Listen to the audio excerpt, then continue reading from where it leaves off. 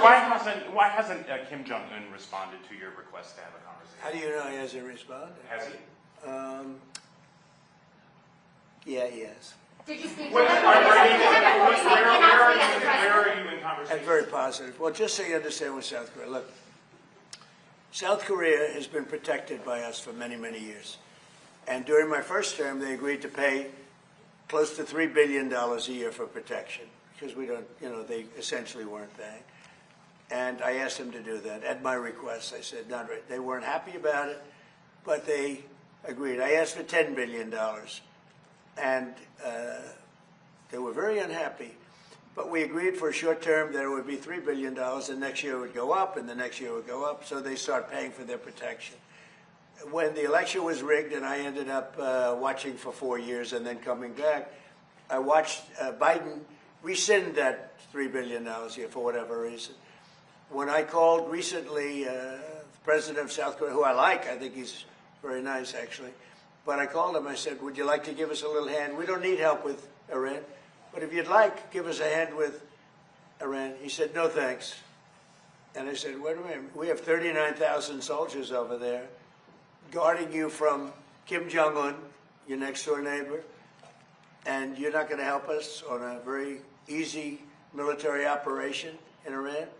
That's strange. No, we'd rather not get involved. I say, well, why are we involved in helping you? So, and I want to help them, but, when you ask somebody, would you like to give us a hand, and they say, no thanks, and then we're guarding them from a country and paying ourselves billions of dollars, it's costing us billions and billions of dollars to protect not only them, but other countries. Look at NATO. We spend hundreds of billions of dollars protecting Europe from Russia. Hundreds of billions, mostly from Russia, but from other things too. And then they say, well, they don't want to get involved with guarding the Strait, where they get most of their oil. They get 50% of their oil, and they don't want to get involved. Why are we doing it? So all I want is fairness. And South Korea, I get along with them very well, but they were paying $3 billion a year, and then they convinced Biden that I was probably a bad person, and they shouldn't, and he immediately rescinded that order. So we were getting paid.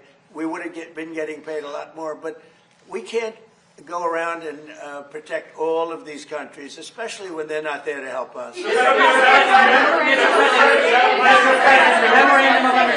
On the expiration of the Memorandum of Understanding, are you any closer today to reaching a final deal to end Iran's nuclear program? Well, they want to make a deal, but they're not going to make the kind of a deal that I feel is necessary.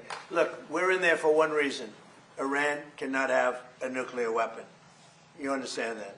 Iran cannot have a nuclear weapon, and they won't have a nuclear weapon. And right now, them building one after what we did previously with the B-2 bombers, going to be a long time behalf. But Iran cannot have, it's very simple, they can't have a nuclear weapon.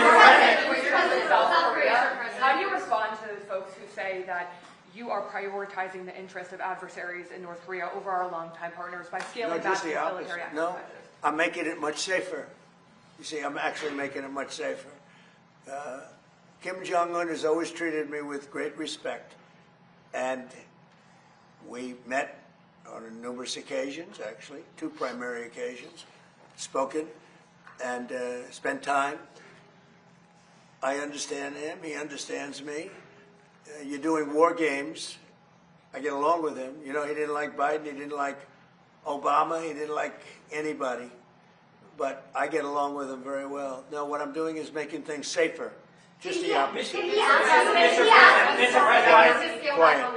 Quiet. You're very disrespectful in front of this young man.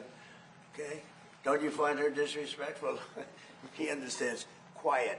Who are you with? I'm with CNN. Fake news. You're fake news. You're loud. You're a loud, boisterous person. You're fake news. Be quiet. Be quiet. Be quiet. You're a fake reporter, and you report fake news. Go ahead. Mr. President, is there enough food on the USS Lincoln? Yeah, it is. That was a CNN fake report. The Lincoln has been out there for a period of time, good period of time, but over the years we've had them out there much longer. I was at a group meeting, and an admiral came up to see me over the weekend, and It was at a big group, and he happened to be an admiral retired. He said, I've been on ships that are out there much longer than that, sir, and I know people on the Lincoln, they say it's beautifully maintained and beautifully taken care of. And other people went out and they found out to be true. It was fake news reporting from CNN. Mr. President, there was a report that a senior intelligence official with the CCP just bought a historical building overlooking the White House. Have you heard about this? Do you have No, a I haven't report heard of of that. Mr. President, yes, Mr. President.